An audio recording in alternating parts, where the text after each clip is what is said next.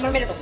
আমার মেরে নিয়ে এবার থেকে চলে যাও। একটা কথা কইতে আসবা না, আমার মাথাও দিবা না। খবরদার কই দিলাম রশিদ। যদি আর একটাবার মাথা দাও না, আমার মাইয়ার কসম লাগে। এনে আমার শেষ করে ফেলাম। মা, ভাবি সব কি কয়? কি শ্বশুর বৌমারে অনেক কাজে বাজে কথা কইছে। কইছে কি যে বড় বৌমা যদি এই বাড়ি থাকে তাহলে উনি উনার মাইয়া নিয়ে যাইবো। বিয়ার সময় যে টাকা পয়সা নিছস সব টাকা পয়সা দিতে কইছে। আর একটা কথা কইছে, কইতে আমার লজ্জা করতেছে।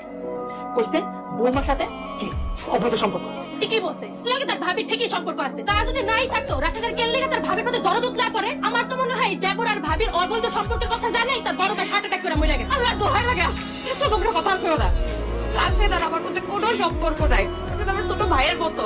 তোর ভাবি নাই, এটাই খালি তোমার ভাবি। এই তোর ভাই কেন থাকে না? তোর ভাই কেন মারা যায় না? তোর ভাই মরে গেলে তোমার ভাবি থেকে টাকাই থাকে না। এই রাশেদ তোমার জন্য তো পাগল, আর তোর মেয়ের জন্য তুমি তোলা কেন? কারণটা কি? আমার বয়স যখন 6 বছর তখন আব্বা মারা যায়, বয়স তখন 12। বয়সী ভাই আমার আব্বার অভাব বুঝতে দেয় না। ভাইয়া কিন্তু আমার অনেক বেশি মেধাবী ছাত্র ছিল। তো হত দরিদ্র পরিবারের দুজন তো একসাথে পড়ালেখা করা দেখো না, কারোর তো পরিবারের দায়িত্ব কাঁধে তুলে নিতে হইব। তো ভাইয়া তো ওই ছোট্ট বয়সী মানুষের খেতে খামারে কাজ করা শুরু করলো, আর আমি ফুলবাবু স্কুলে যাই। এইভাবে চলতেছিলাম দিন, যত ফর্ম ফিল আপ করলাম। কিন্তু সন্ধ্যা না হইতে আমি টের পাইলাম ভাইয়ের খুব শখের টর্চ লাইটটা ভাইয়ের হাতে নাই। আমি বাইরে কইলাম, ভাইয়া লাইটটা যে বিক্রি করে দিলা অন্ধকারে আলো পাইবা কই? আরে তুই টর্চ লাইটের আলো নিয়ে চিন্তা করস? আমি তো স্বপ্ন দেখি আমার ছোট ভাই এমন ভাবে আলোকিত করবো একদিন, যেই আলোয় আমগো অভাব দূর হয়ে যাবো, আমগো গ্রাম, আমগো সমাজ তথা আমগো দেশ আলোকিত হইব।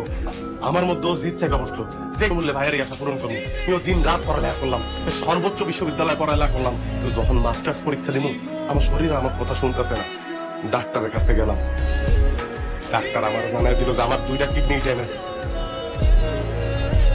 আমার কিডনি আর কাজ করতেছে না। মুখে আমি অন্ধকার দেখা শুরু করলাম, কিন্তু হতাশ হইলাম না। জানি যে আশা দেখানোর মতো একজন তো এখনো বাইসা আছে।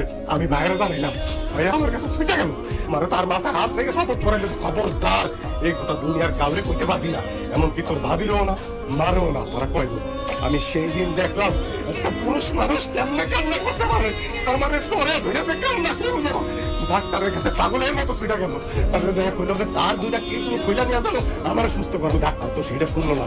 ডাক্তার সাপ সাপ জানাই দিল একটা কিডনি নেওয়া যাবে সর্বোচ্চ, অনেক টাকা লাগবে অপারেশনের জন্য। আমার গ্রামে ছুটে আসলো, দিক বিদিক ছুটতে শুরু করলো, মানুষের কাছে আত্মহত্যা শুরু করলো যে আমি ঢাকা শহরে ব্যবসা করবো, আমার টাকা ঋণ দেন। মানুষ তার নানান কথা শুনাইলো, নানান কথা কইলো, কিন্তু ভাইয়া কাউর আসল কথাটা কইলো না। মানে আমার বিহাসে কইলো আমার কিছু হইব না, আর যদি হয় তুই পারবি না। আমার শেষ চিকিৎসা দেখে রাখতে জানেন, আমার জানান দিয়ে কোনো কথা বাইরে এলো না। অপারেশন থিয়েটার থেকে তো আমি ভাইয়ের একটা কিডনি না ঠিকই ফিরাইলাম। তুই সারা জীবন অমানবিক পরিশ্রম করা, আর বাংলা পরিশ্রম করা, ওই ক্লান্ত শরীর নিয়ে ভাইয়া আর ফিরাইলো না, ফিরাইলো ভাইয়ার লাশ। এখন আপনারা কর, ওই ভাবির জন্য, ওই ভাস্তির জন্য আমার কি করা উচিত? আমার উচিত না ভাইয়ের কবরের সামনে দাঁড়া কোয়া যে ভাইয়া তুমি কবর থেকে উঠে আসো। ওই কবরে তো তোমার থাকার কথা না, ওই কবরে তো আমার থাকার কথা। তোমার তো এই দুনিয়ায় তোমার বউ সন্তান নিয়ে শান্তিতে বসবাস করার কথা। এই কথা আমার করার কথা না। আরে বাংলাদেশের প্রত্যেকটা ঘরে এরকম একটা বেড়া ভাই থাকে, যেমন আমি পারি নাই। আমি পারি নাই আমার ভাইয়ের ইনসাফ করতে, আমি পারি নাই। আমার তুমি মাফ করে দাও।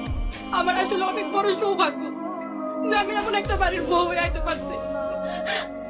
আর আমার দুর্ভাগ্য আমি তোমার ভাইয়ের মতো একটা মানুষকে দেখতে পারলাম না। আমার অনেক বড় ভুল হয়ে গেছে, আমার মাফ করে দাও। আমি সবার সামনে আজকে কথা দিচ্ছি, আমি ভাবিনি আমার বোনের মতো করে দেখবো, আমি ভাবি যে আমার মেয়ের মতো করে দেখবো। আমি কথা দিলাম, আমার মাফ করে দাও। ভাবি তুই তো আজকে জানলে ভাই আসলে আমার কারণেই মারা গেছে। ঋণটা ছিল, এটা ভাইয়ার ঋণ ছিল না, এই ঋণটা ছিল আমার। ভাবি আমার সেই ঋণ তো আমি পরিশোধ করতে পারছি, কিন্তু আপনার যে ক্ষতি আমি বললাম ভাবি, এই ঋণ আমি কেমনে শোধ করবো? ভাবি এই ঋণ আমি কেমনে শোধ করবো? তোমার আর কোনো ঋণ পরিশোধ করতে হবে? তোমার ভাইয়েরা তুমি হারিয়ে গেছো, তোমার যদি কিছু হইতো ওই মানুষটা এমনি তো বুঝতো। এরকম একটা মানুষ আমার স্বামী আছে, এটাই তোমার সব থেকে বড় গর্বে। জানো আমি আর কিচ্ছু চাই না, আমি খালি আল্লাহর কাছে দোয়া করি আমার এই মাইয়াটা যাতে ওর বাপের আদর্শ বড় হতে পারে, তোমার ভাইয়ের আদর্শ বড় হতে পারে।